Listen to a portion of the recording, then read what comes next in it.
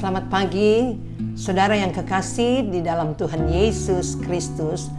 Renungan pagi hari ini, tanggal 15 April, saya akan bacakan yang akan terambil dalam Markus pasal 5, ayat yang ke-27 sampai ayat yang ke-30. Demikian bunyinya. Dia sudah mendengar berita-berita tentang Yesus, maka di tengah-tengah orang banyak itu, ia mendekati Yesus dari belakang dan menjamah jubahnya, sebab katanya, asal ku jamah saja jubahnya, aku akan sembuh. Seketika itu juga berhentilah pendarahannya, dan ia merasa bahwa badannya sudah sembuh dari penyakitnya. Pada ketika itu juga Yesus mengetahui bahwa ada tenaga yang keluar dari dirinya. Lalu ia berpaling di tengah orang banyak dan bertanya, "Siapa yang menjamah jubahku?" Saudara-saudara yang kekasih, kita tahu bersama bahwa cerita dari seorang perempuan yang sakit selama 12 tahun menderita pendarahan. Dan sudah banyak biaya yang dikeluarkan oleh wanita ini untuk berobat. Pergi ke tabib atau sama dengan dokter.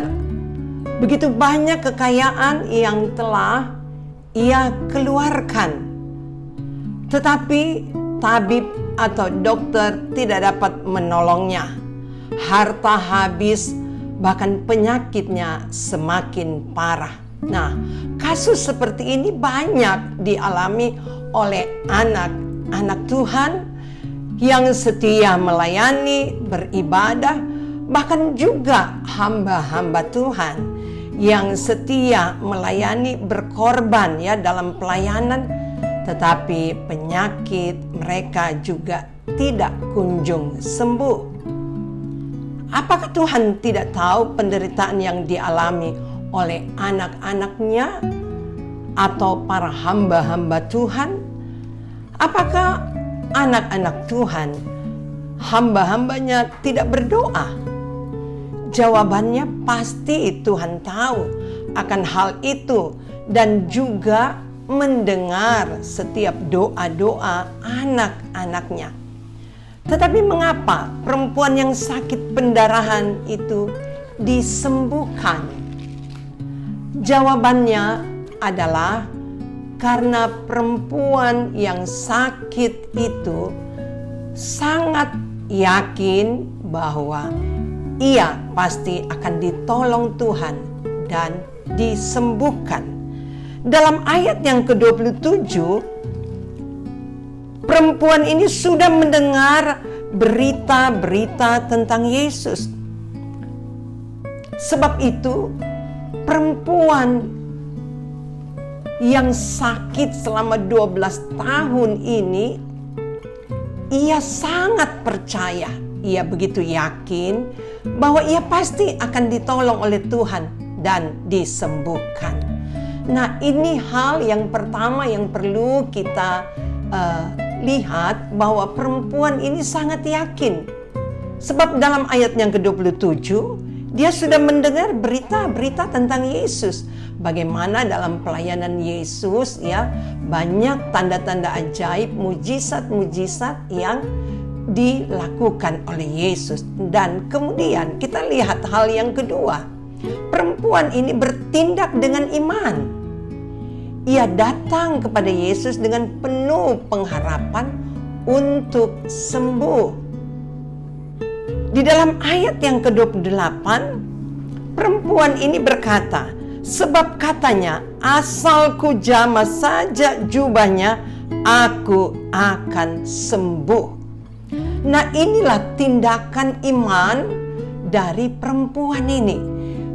Dia benar-benar ya penuh pengharapan untuk bisa sembuh.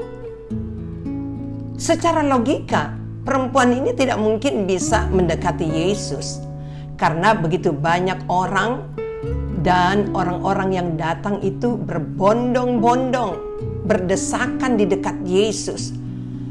Namun keinginan untuk sembuh sangat tinggi dari perempuan ini. Dari depan banyak yang menghalanginya, jadi seolah-olah tidak ada pengharapan baginya. Maka perempuan ini mendekati Yesus dari belakang. Artinya ia berusaha sekuat tenaga untuk menjamah jubah Yesus. Dalam ayat yang ke-29, seketika itu juga berhentilah pendarahannya dan ia merasa bahwa badannya sudah sembuh dari penyakitnya. Dengan iman ia berkata, asal ku jamah saja jubahnya, yaitu jubah Yesus, aku akan sembuh. Banyak tantangan ya yang dialami. Tetapi kita lihat dia dengan sekuat tenaga. Dia memiliki iman yang sungguh, berusaha sekuat tenaga untuk menjamah jubah Yesus. Perempuan ini berkata dengan jelas, asal ku jamah saja jubahnya, aku akan sembuh. Dan dalam ayat yang ke-29, mujizat terjadi. Pendarahan berhenti, perempuan ini sembuh. Bagaimana dengan saudara dan saya? Adakah saat ini yang sedang sakit atau menghadapi persoalan? Ketika perempuan ini jamah jubah Yesus, ada tenaga yang keluar dari diri Tuhan Yesus. Tenaga itulah kuasa yang dialami oleh perempuan ini. Pada pagi hari ini, mari kita mau menghampiri Tuhan. Kita mau supaya mengalami kuasa, sehingga yang sakit menjadi sembuh, yang menghadapi persoalan mendapatkan pertolongan. Ibrani 11 ayat 1 dan ayat yang ke-6 dikatakan demikian, iman adalah dasar dari segala sesuatu yang kita harapkan dan bukti dari segala sesuatu yang tidak kita lihat. Ayat yang ke-6, tetapi tanpa iman tidak mungkin orang berkenan kepada Allah, sebab barang siapa berpaling kepada Allah, ia harus percaya bahwa Allah ada dan bahwa Allah memberi upah kepada orang yang sungguh-sungguh mencari Dia. Mari di hari ini kita sadari oleh karena kasih karunia Tuhan, kita boleh hidup sampai saat ini. Luar biasa pertolongan Tuhan. Alami mujizat Tuhan saat ini juga. Mari sama-sama kita akan berdoa.